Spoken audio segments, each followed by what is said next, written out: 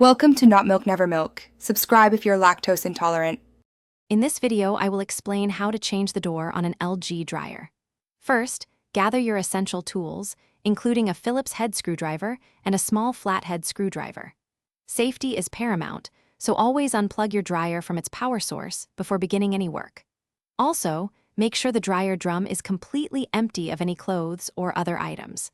This preparation ensures a smooth and safe process for reversing your dryer door, making it much easier to access and work on the components. Let's get started. Now that you are prepared, let's remove the dryer door. Begin by opening the door to a 90-degree angle. This provides the best access to the hinges. Next, locate the 2 screws on each hinge that secure the door to the dryer cabinet. Using your Phillips head screwdriver, carefully unscrew these 4 screws. Once all 4 screws are removed, gently lift the door straight up and away from the dryer. Place it on a protected surface to avoid any scratches. With the door detached, it's time to reverse the hardware. First, remove the hinges from their original side on the door and reattach them to the opposite side, using the existing screw holes. Next, unscrew the door strike plate from the dryer's cabinet and reinstall it on the new side of the door opening.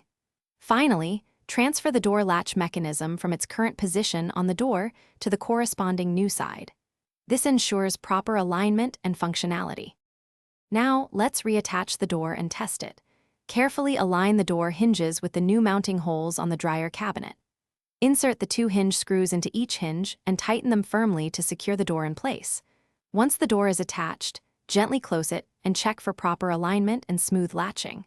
Finally, plug your dryer back into its power source and perform a quick test to ensure everything functions correctly.